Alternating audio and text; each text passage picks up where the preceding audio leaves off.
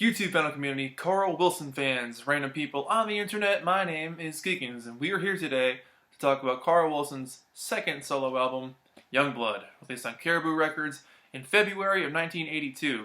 I have scoured my books and scoured the internet and even started talking to random people on the street. I cannot find a date this thing came out in February of 82. No clue. So if you have any information about the exact date this thing came out, let me know, because we're making a video about it here, friends, so let's talk about it. Carl Wilson, Beach Boy, one of the best voices in rock and roll history of all time. 1981, he ended up putting out his first album after leaving the Beach Boys, being in the band for 20 years. He was like, you know what? This band's going nowhere creatively. I can't express myself. We're going out there doing the same thing every single night. This isn't working anymore, and I gotta do something before I go insane. So he left the Beach Boys and decided to do an album all by himself with a group of people he got together with, and made a really solid album. Included the hit "Heaven" was on there, and that ended up being one of his most, I guess you could say, one of his most famous songs. The Beach Boys ended up playing that song a lot throughout the next decade or so. So it's pretty cool. But we're talking about this album here. So phase 2 of his solo career here with Youngblood.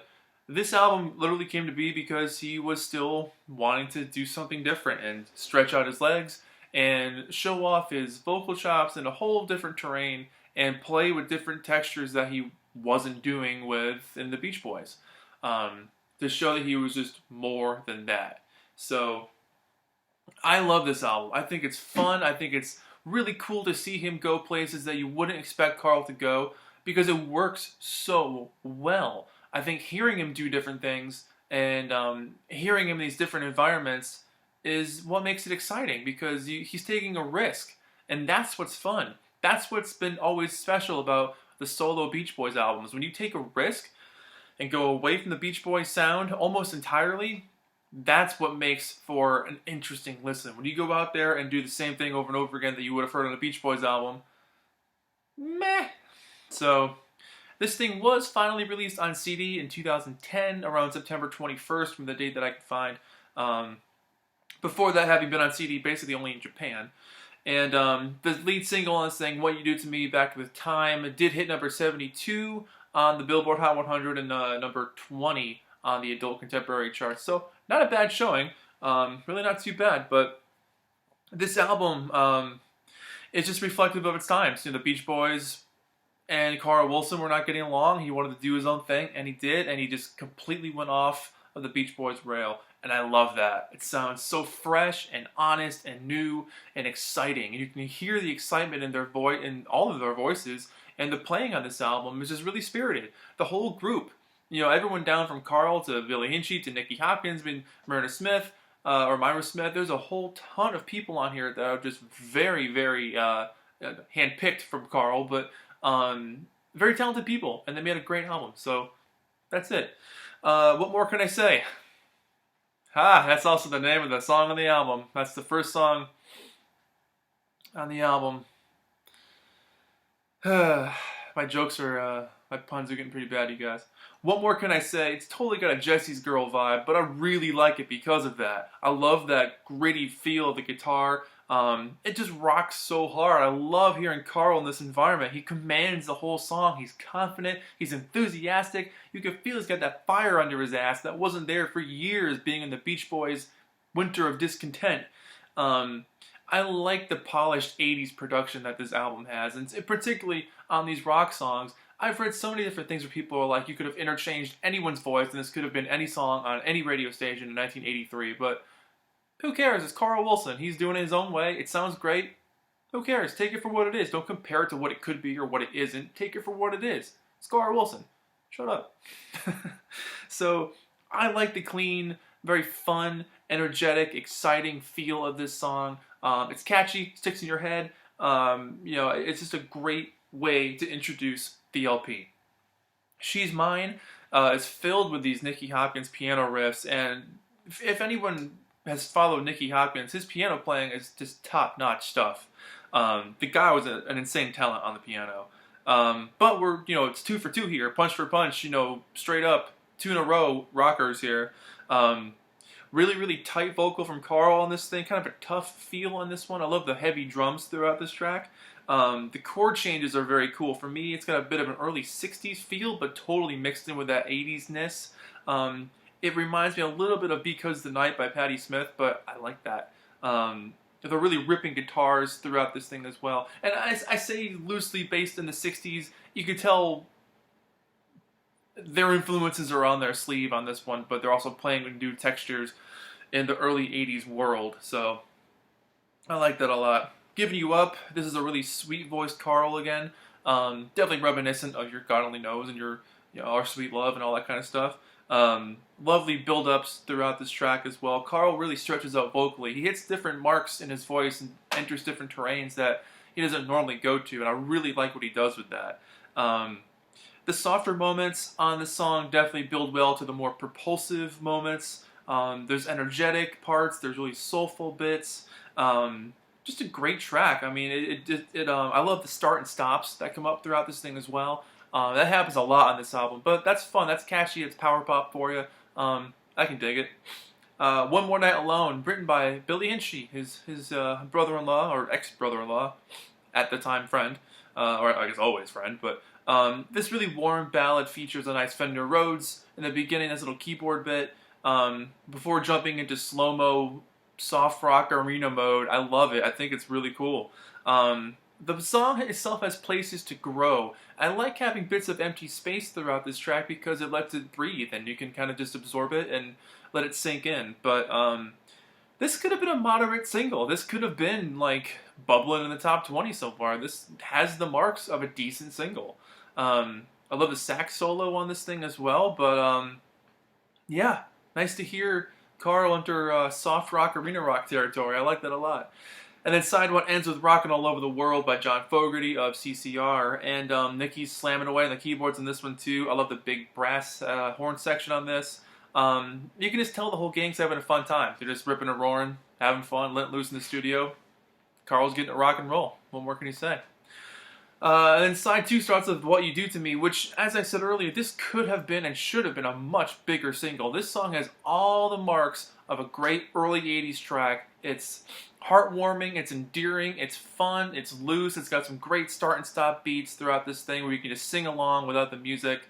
The super dancey drums, the shimmering pianos, the really nice bouncy guitars throughout this thing. And when Carl would do it live, he would just do it with a microphone, not even hold a guitar. And there's a great video of them doing this on Solid Gold in 1983. You can watch that on YouTube. It's pure power pop. I mean, the lyrics are pretty simple, but the way they're presented and the way the whole song is just developed throughout, you get to believe every word, no matter how simple the track might be. It's 10% what you say, 90% how you say it, and they say it really well. So love this track. Great Carl vocal. Love how he blends in with everybody else. It's a very fun song. Youngblood, the name of the album, and also a very old song from the 50s by the Coasters. Famously, there's a great version by the Beatles. They used to do this song all the time. It's on, the BBC records. Not my favorite track on this album. It's a little lacking for me, and it kind of sticks out like a sore thumb. But it's also, in one sense, a nice bit of reprieve from some of the heaviness that the rest of the album kind of has. So it's a bit of a light, relief, if you will, but not terrible. But the moments that you would expect other background vocals to jump in, they just leave with empty space, and that for me kind of slows the feeling of the song itself. But that's just my little opinion.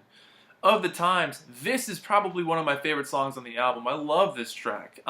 This could have been a really great B-side, or maybe even somewhere in the top 40 for an A-side, but I love the expressive, smooth, gliding guitar noodling all over this thing. Carl's full-fledged rock voice is in full head bobber mode the whole time.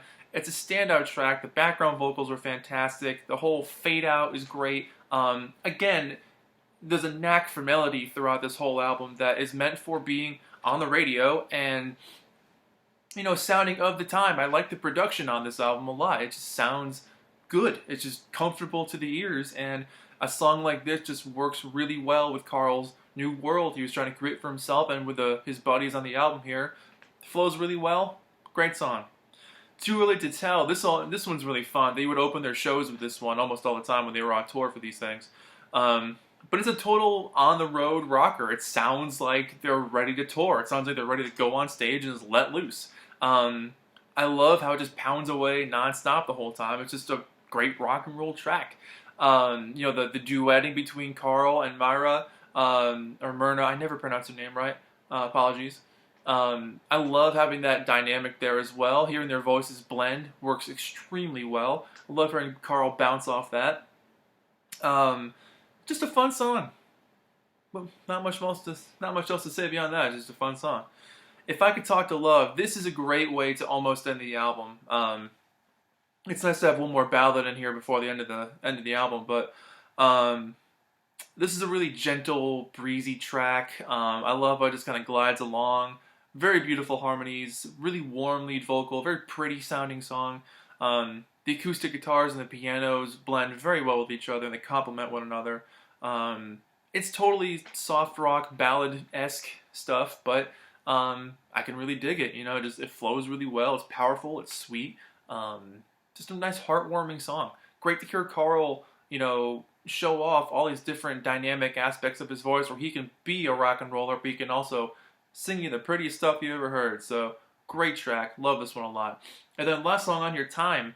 Just a rollicking, good time track. I mean, upbeat, fun. I love the excellent vocal melodies, more of that starting and stopping stuff, which I love that it's all over this album. Supercharged piano solo, super energetic, and just a great way to end the track. I love Carl's voice on here. The whole group sounds like they're having a super fun time, and then the album's over. So this is in fact a promo copy. Got the gold stamp promo. You can barely see it. There you go. For promotion only is what it says. And on the inside, you've got the lyrics, which I think is great. And then on the other inside, you've got the Caribou label. Yeah, the label itself doesn't mention anything about being a promo. Just the jacket itself has the stamp on it. But I really, really enjoy this album. I like hearing Carl enter a whole new world of getting out of his comfort zone and just trying something different, and it really, really works.